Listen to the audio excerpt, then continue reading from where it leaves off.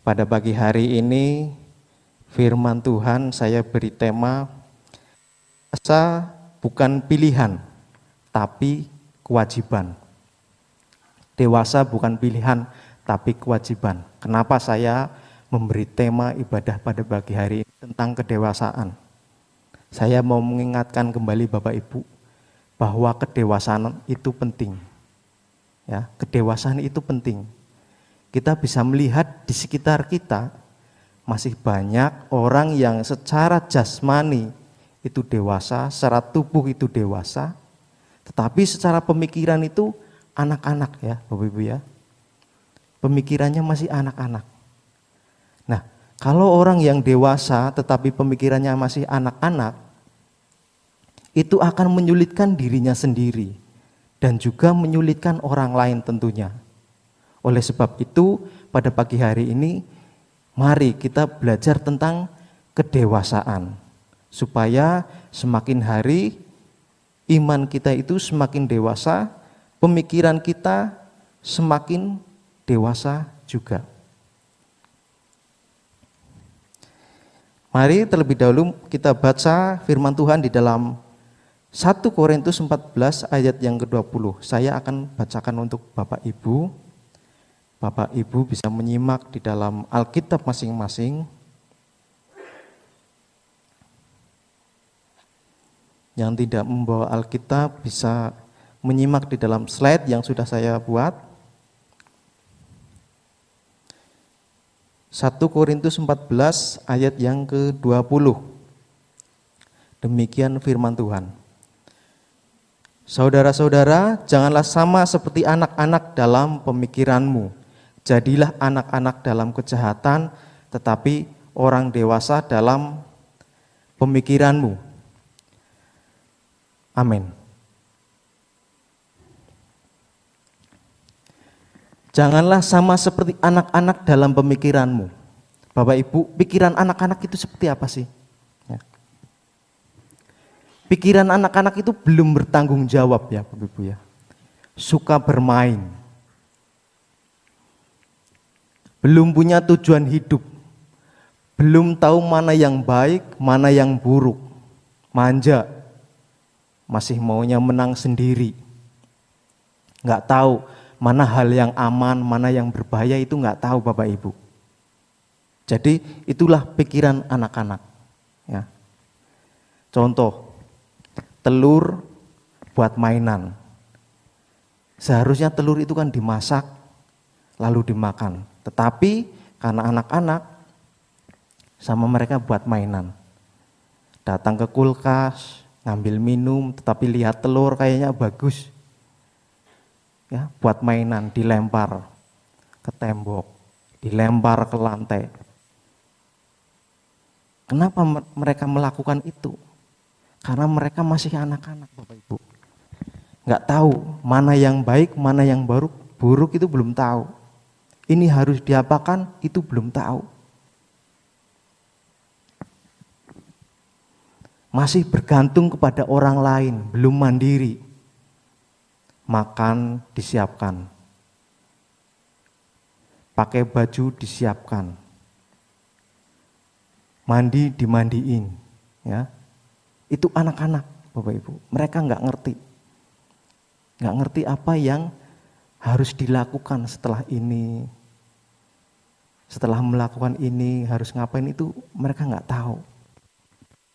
Jadi mereka itu anak-anak belum mengerti apa-apa. Saya pernah punya pengalaman ya, susu bubuk dibuat mainan sama anak-anak. Yang seharusnya saya menidurkan anak-anak, tapi ternyata yang tidur malah orang tuanya ya. Orang tuanya yang tidur. Anak-anak kebangun, mainan susu, susunya buat dimakan, buat ditumpahkan, berceceran di kamar banyak banget. Jam 11 saya bangun, melihat anak bermain susu. Mau marah, percuma Bapak Ibu. Ya, mereka masih anak-anak, nggak tahu apa yang mereka perbuat. Ya sudah, cukup ngelus dada. Ya Bapak Ibu ya, belinya pakai uang, nggak pakai daun, tapi saya percaya besok dapat rezeki bisa beli lagi. Ya, percuma Bapak Ibu. Kita memarahi anak-anak yang belum mengerti apa-apa itu percuma. Kita habis tenaga buat marahin. Mereka juga nggak ngerti kok. Atau yang saat ini ya sedang kelangkaan minyak goreng sama anak-anak dijadikan mainan, tuang di lantai buat pelosotan biar licin lantainya ya. Padahal kita tahu cari minyak goreng itu susahnya minta ampun ya. Ya Bu Cici ya. Cari minyak goreng itu susahnya minta ampun, harus antri di Indomaret ya, di minimarket. Sama anak-anak buat mainan ya. Mau gimana Bapak Ibu? Mereka tuh nggak mengerti. Ya. Belum tahu mana yang baik, mana yang buruk itu mereka belum mengerti. Itu pikiran anak-anak. Jadi kita diminta jangan menjadi seperti anak-anak di dalam pemikiran. Karena mereka nggak tahu mana yang baik, mana yang buruk. Buruk ya dilakukan saja. Lalu gimana jadinya kalau orang dewasa kok punya pemikiran anak-anak, nggak tahu tujuan hidup, nggak punya tanggung jawab. Setelah sekolah mau ngapain, setelah kuliah mau ngapain, mau berkeluarga, mau menjadi pekerja atau pengusaha, itu gimana coba? Kira-kira menyulitkan dirinya sendiri nggak? Ya, sulit nggak Bapak Ibu? Sulit ya, menyulitkan dirinya sendiri dan juga tentunya orang lain. Oleh sebab itu kita diminta jangan seperti anak-anak dalam pemikiran yang belum punya tujuan hidup, yang nggak punya tanggung jawab.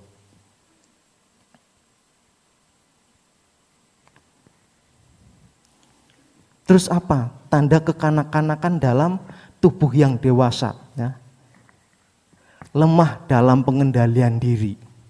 Lemah di dalam pengendalian diri. Masih emosi. Mudah marah. Mudah sedih. Mudah mengeluh.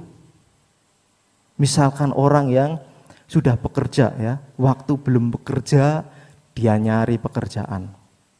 Tetapi setelah dia bekerja, dia ngeluh. Pekerjaannya berat. Ya. Bosnya tidak enak. Teman kerjanya nggak enak, dia ngeluh. Bonusnya nggak ada, dia mengeluh. Sedikit-sedikit mengeluh. Bapak Ibu ada teman yang seperti itu? Dikit-dikit ngeluh? Mudah-mudahan jarang ya. Kalau orang kayak gitu banyak, pusing kita Bapak Ibu. Ya. Tapi ada, pasti ada orang yang demikian. Dikit-dikit ngeluh, dikit-dikit ngeluh. Kalau enggak, dikit-dikit marah. Temen nongkrong, ngobrol-ngobrol, beda pendapat sedikit, marah. Memainkan permainan, kalah, marah. Tapi saat menang, sukanya minta ampun. Jadi kelihatan banget ya kekanak-kanakannya. Ya, itu tanda kekanak-kanakan. Gampang marah, gampang sedih. Pacar nggak bisa nemenin malam minggu, sedih. Ditinggal putus sama pacarnya, nangis berhari-hari. Padahal makan aja masih ikut orang tua. Nangisnya minta ampun, sedihnya minta ampun, kayak cewek itu cuma itu aja. Ya, itu kekanak-kanakan Bapak Ibu. Kekanak-kanakan. Yang selanjutnya belum memiliki kemampuan untuk melihat, mengakui dan belajar dari kesalahan. Ya, ini cerita nyata Bapak Ibu ya. Ada pasangan suami istri. Istrinya selingkuh. Kepergok sama suaminya di hotel ya. Ditanyain sama suaminya selingkuhannya, ya melakukan hubungan dan sebagainya ya. Tetapi istrinya itu nggak mau mengakui kesalahan. Dia malah menyalahkan suaminya, menyalahkan pasangannya. katanya nggak bertanggung jawab lah, katanya nggak melakukan ini dan itulah, beralasan macam-macam. Dia nggak mau mengakui kesalahan yang sudah jelas selingkuhannya sudah mengakui memang berbuat salah. Tapi si istri ini, perempuan ini nggak mau mengakui kesalahan. Harusnya kan mengakui salah kalau sudah kepergok, minta ampun ya. Tapi masih ada orang yang seperti itu Bapak itu. Ini nyata Bapak Ibu. Dan ini adalah orang yang percaya pada Tuhan Yesus juga. Coba bayangkan. Gak mau mengakui kesalahan. Gak melihat kesalahan pada dirinya sendiri. Untungnya si suami dia dewasa di dalam iman, dalam pemikiran. Diprovokasi, hajar saja itu selingkuhannya, bunuh saja. Tapi puji Tuhan, dia nggak melakukan semua itu, menghajar saja enggak. Percaya Tuhan akan mengubah, percaya kekuatan Tuhan, dia mengampuni. Tapi yang perempuan, dia nggak mau mengakui kesalahan, nggak mau belajar dari kesalahannya dia. Ya. Jadi itu tandanya kekanak-kanakan. Mau menang sendiri, mau benar sendiri. Mau benar sendiri Bapak Ibu. Nah ini untuk koreksi juga untuk kita. Apa perbuatan kita, tindakan kita juga mau menang sendiri. Mau benar sendiri seperti itu. Itu kekanak-kanakan. Ya seharusnya introspeksi.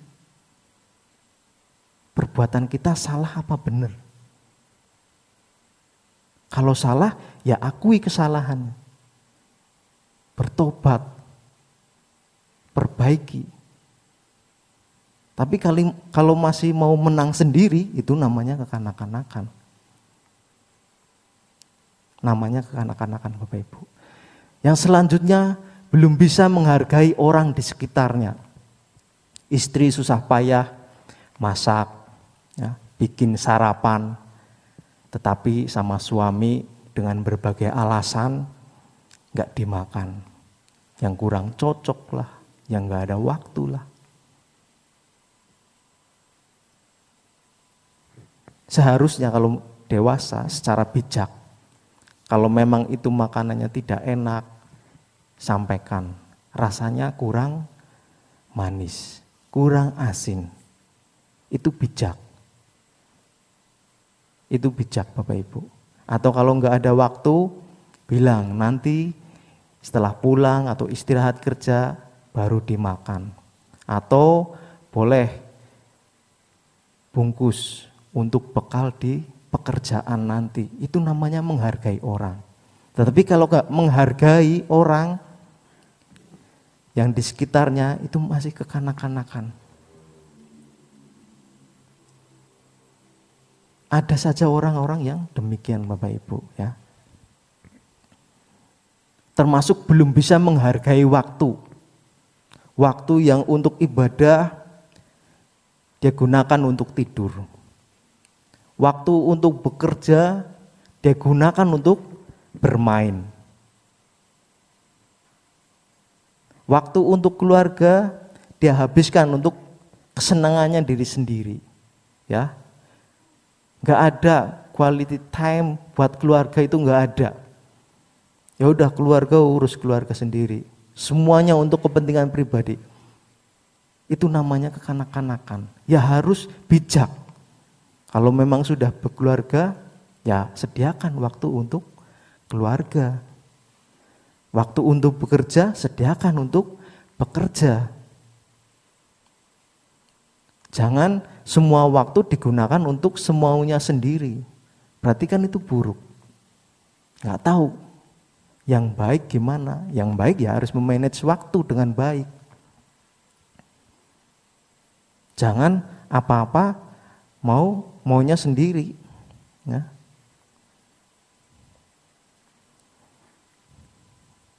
Jadi kalau ada orang-orang yang lemah dalam pengendalian diri, ya. Tidak bisa mengakui kesalahan, tidak bisa menghargai orang lain, tidak bisa menghargai waktu. Itu tanda-tanda orang yang kurang dewasa. Jika ada di antara teman-teman Bapak Ibu yang seperti itu, ya bersabar, kita harus doakan. Ya. Jangan dibiarkan.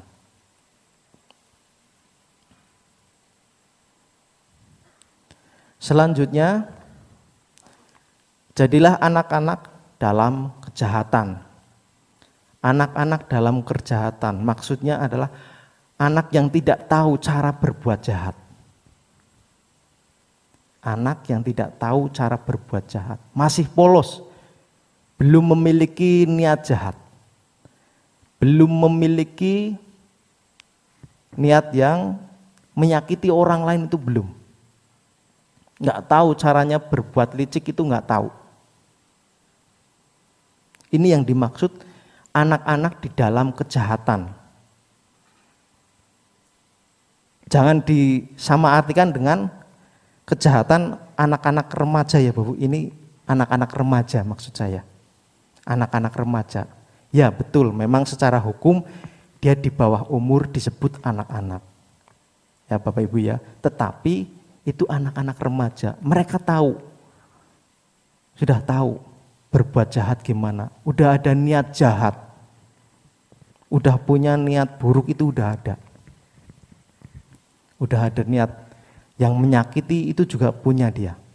Itu anak-anak remaja.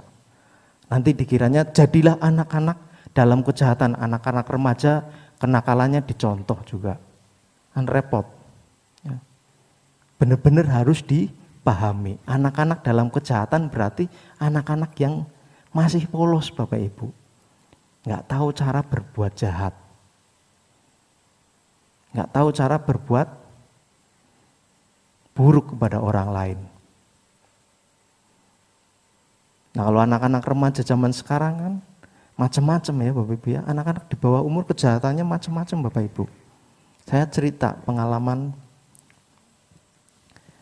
pribadi ya. Saya punya pegawai perempuan. 2 bulan kerja di tempat saya.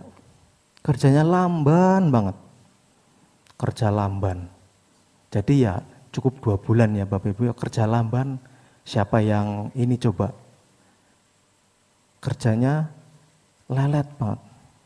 Nggak tahu ternyata itu dia lagi mengandung. Nggak tahu Bapak Ibu kalau dia itu lagi mengandung ya. Selang 1 bulan saya kaget. Dengar-dengar dia jadi tersangka pembuangan bayi. Saya nggak tahu, orang-orang toko nggak tahu. Orang tuanya aja nggak tahu. Lah pasangannya Bapak Ibu itu di bawah umur, anak remaja, dibuang sama mereka bayi tersebut. Itu kenakalan anak remaja sekarang itu kadang-kadang saya suka heran, kok sampai segitunya gitu. Kenapa nggak cerita kepada orang tua biar ada solusi? Kenapa berani-beraninya malah membuang bayi? Kadang-kadang itu heran. Saya tanya, waktu di tahanan saya tanya, kenapa melakukan itu? Karena udah bingung mau kemana. Nah itu nyata, anak-anak remaja zaman sekarang itu jual narkotik, ya. Itu anak-anak remaja zaman sekarang itu kenakalannya macam-macam Bapak Ibu. Kadang-kadang kalau yang dengar tahu, itu kadang-kadang suka bingung.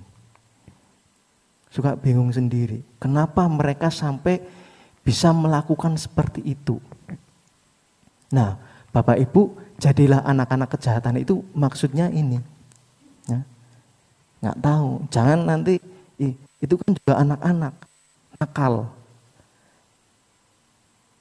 Berarti boleh dong. Kadang-kadang ada yang menafsirkan firman Tuhan itu, ya udah, itu anak-anak. Namanya juga masih anak-anak, berarti bisa ditiru. Kalau kayak gitu repot nanti. Kalau kita nggak memahami benar-benar firman Tuhan. Anak-anak di dalam kejahatan berarti masih polos, nggak tahu caranya berbuat jahat. Dan juga Bapak Ibu, jangan membiarkan sifat kekanak-kanakan kita itu lebih dominan di dalam diri kita. Saat kita membiarkan sifat kekanak-kanakan dalam diri kita lebih dominan, ya, itu sedang mendewasakan kejahatan. Kalau anak-anak pemikirannya kan tidak ada tujuan hidup, tidak punya tanggung jawab. Kalau dibiarkan terus-menerus lebih dominan, itu mendewasakan kejahatan kita. Makin pintar kita berbuat jahat. Kalau kejahatan sudah dewasa, akhirnya perbuatannya makin pintar. Memperkaya diri sendiri dengan tipu daya, pakai online. Yang lagi viral, Crazy Rich, ya. Gimana caranya memperkaya diri sendiri dengan menipu. Kejahatannya udah dewasa. Mainnya trik-trik yang kira-kira dapat menipu banyak orang. Nah, kejahatannya makin dewasa. Pembunuhan berencana, gimana caranya membunuh biar enggak bisa diungkap. Menghilangkan jejak, cari celah waktunya, dan sebagainya. Itu awalnya dari membiarkan diri kita itu tidak punya tanggung jawab. Lama-lama pinter. Ya udah, saya nggak punya tanggung jawab moral pada orang lain. Yang penting diri kita sendiri. Yang penting saya dapat uang.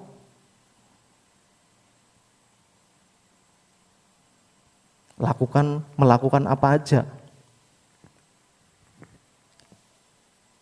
Mencuri. Gimana caranya mencuri biar nggak ketahuan? Korupsi biar nggak ketahuan, gimana caranya? Itu kejahatan yang dewasa, udah pinter Bapak Ibu. Ya. Jadi kita tidak boleh kejahatannya makin dewasa. Tetapi kejahatannya itu kejahatan anak-anak, yang artinya gak mengerti cara berbuat jahat. Ya Bapak Ibu ya, saya ulangi, berarti gak ngerti cara berbuat jahat. Tahu hal jahat, tapi gak melakukan itu. Gak tahu caranya, tahu orang berbuat jahat tahu. Tetapi gak tahu cara gimana melakukannya, gak tahu. Masih polos. Jadilah anak-anak di dalam kejahatan. Yang selanjutnya adalah, tetapi orang dewasa dalam pemikiranmu. Orang dewasa di dalam pemikiran berarti tahu hal baik dan buruk, tapi tetap pilih yang baik. Ya Bapak Ibu ya. Bertanggung jawab, rendah hati, menguasai diri, bijak, mengasihi semua orang. Itu pemikiran yang dewasa, punya tujuan hidup, jadi mengerti kehendak Tuhan itu apa. Pemikiran dewasa itu berarti mengerti kehendak Tuhan itu apa. Kita lakukan. Kita lakukan apa yang menjadi kehendak Tuhan. Kita tahu mana yang baik, mana yang buruk. Kita bertanggung jawab, kita rendah hati, kita mengasihi semua orang. Tapi pemikiran yang dewasa, semua perbuatan baik ini, mengasihi semua orang ini juga bukan buat kepentingan kita pribadi ya. Bukan buat kepentingan kita pribadi. Bukan untuk cari pujian dari orang. Pemikiran dewasa berarti kita melakukan ini semua, mengasihi semua orang, melakukan hal baik, itu karena kita mengasihi Tuhan ya Bapak Ibu. Karena kita mengasihi Tuhan, makanya kita mengasihi semua orang, Makanya kita berbuat baik. Bukan karena kita berbuat baik itu karena kita lagi cari pujian dari orang, enggak. Ini namanya pemikiran dewasa. Kalau pemikiran dewasa itu melakukan hal baik, mengasihi semua orang itu untuk memuliakan nama Tuhan. Bukan untuk kepentingan pribadi. Kalau masih untuk kepentingan pribadi kita, percuma. Ya berkenan di hadapan Tuhan.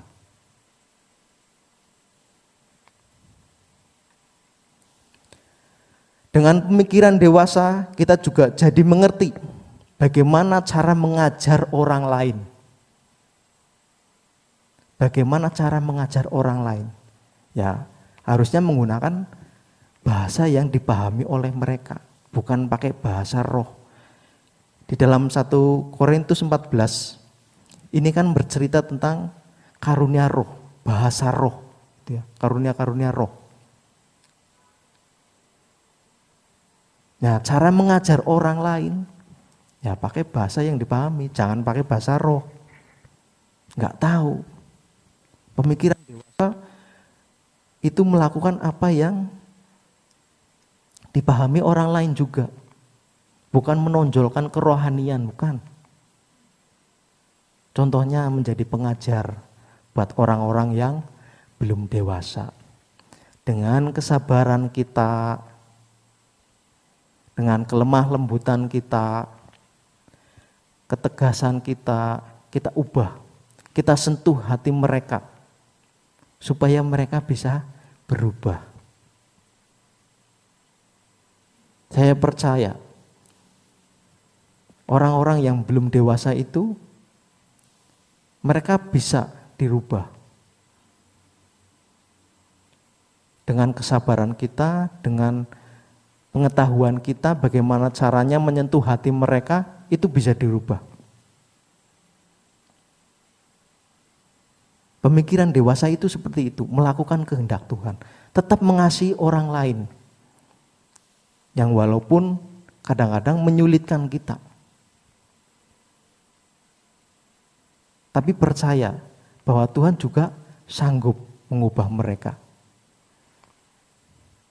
Dengan pemikiran dewasa, kita jadi mengerti, ya Bapak Ibu, jadi ngerti, keselamatan itu bukan milik kita. Bukan milik kita orang-orang yang beragama Kristen. Keselamatan itu bukan hanya milik kita orang-orang beragama Kristen, orang yang percaya bahwa Tuhan Yesus adalah Juru Selamat. Itu bukan milik orang-orang tersebut, tetapi milik semua orang yang punya belas kasihan, Bapak Ibu. Kalau kita nggak punya belas kasihan, walaupun percaya pada Tuhan, kita juga nggak punya keselamatan. Tetapi kalau kita sudah percaya pada Tuhan Yesus dan kita punya belas kasihan, kita bisa memperoleh keselamatan. Kita buka di dalam Lukas 10.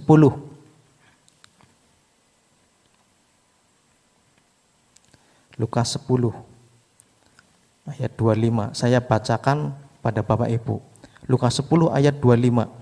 Pada suatu kali berdirilah seorang ahli Taurat untuk mencobai Yesus. Katanya, "Guru, apa yang harus kuperbuat untuk memperoleh hidup yang kekal?" Di dalam ayat 36 dan 37, "Siapakah di antara ketiga orang ini menurut pendapatmu adalah sesama manusia dari orang yang jatuh ke tangan penyamun itu?" Jawab orang itu, "Orang yang telah menunjukkan belas kasihan kepadanya." Kata Yesus kepadanya, "Pergilah dan perbuatlah demikian." Amin. Jadi siapa yang beroleh hidup yang kekal? Pemikiran yang dewasa berarti mengerti bahwa beroleh hidup yang kekal ini itu bukan milik kita sendiri, tetapi milik semua orang yang memiliki belas kasihan. Itu pemikiran yang dewasa, Bapak Ibu. Kalau masih mengklaim bahwa keselamatan hanya milik kita, orang-orang yang percaya Tuhan Yesus, itu salah.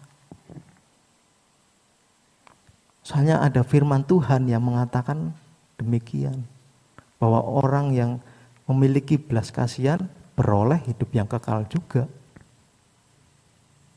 Bukan hanya kita. Dan dengan pemikiran yang dewasa, kita juga tahu. Kita tahu bahwa Tuhan itu, penghakiman itu milik Tuhan. Itu hak prerogatifnya Tuhan. Penghakiman itu milik Tuhan. Hak prerogatif Tuhan. Siapa yang mau diselamatkan oleh Tuhan, suka-suka Tuhan. Contohnya orang yang zina di dalam Alkitab, harusnya akan menerima penghukuman. Ya, dibawa oleh ahli-ahli Taurat karena berbuat zina untuk dihukum. Tetapi Tuhan apa menghukum? Enggak. Tuhan pun enggak menghukum. Pergilah dan jangan berbuat dosa lagi. Paulus yang udah membunuh pengikut-pengikut Tuhan, seharusnya dihukum oleh Tuhan.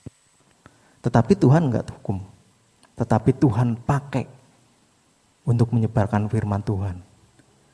Kalau orang dewasa di dalam pemikiran berarti tahu bahwa penghakiman itu milik Tuhan, bukan milik kita.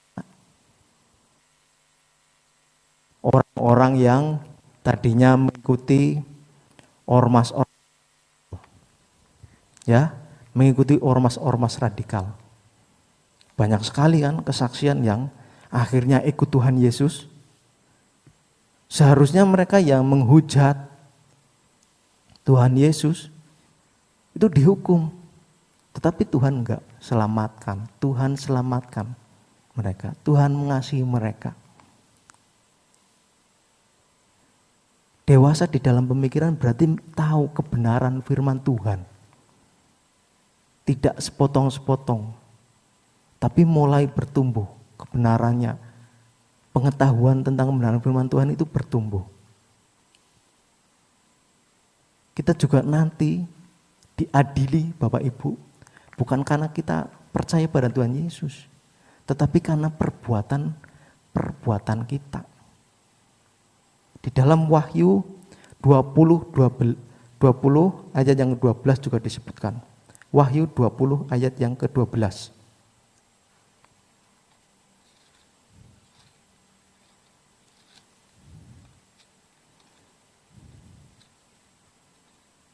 Wahyu 20 ayat yang ke-12.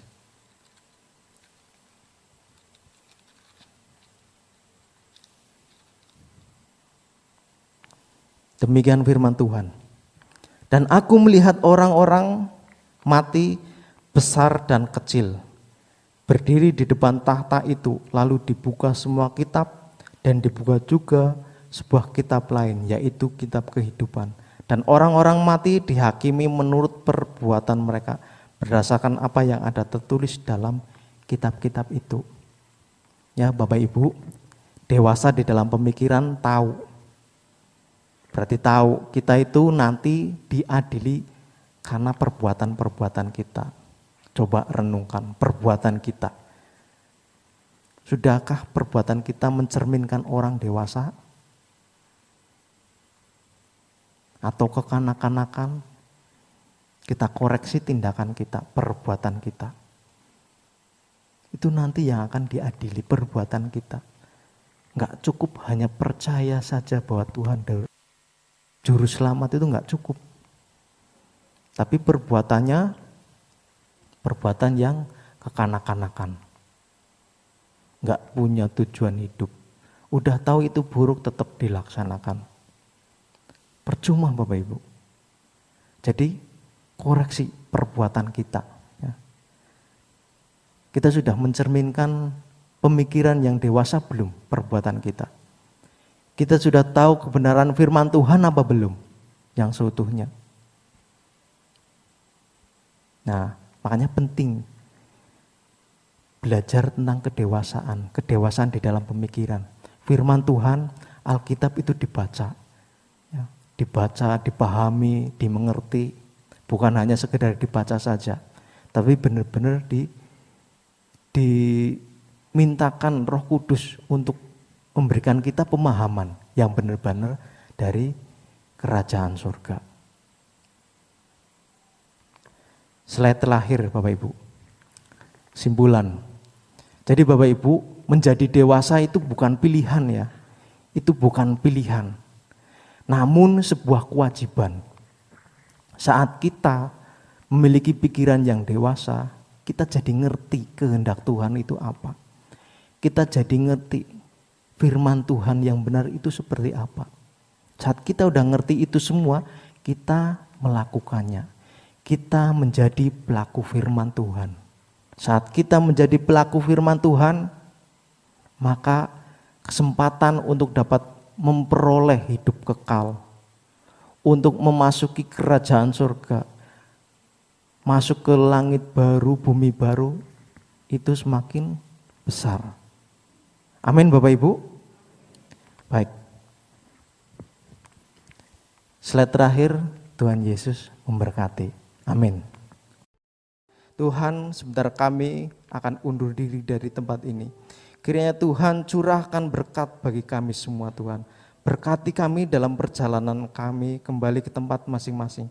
Berkati kami di dalam usaha pekerjaan yang kami jalankan. Berkati kami dan jauhkan kami dari mara bahaya, sakit, penyakit. Lindungi kami dari kuasa-kuasa kegelapan.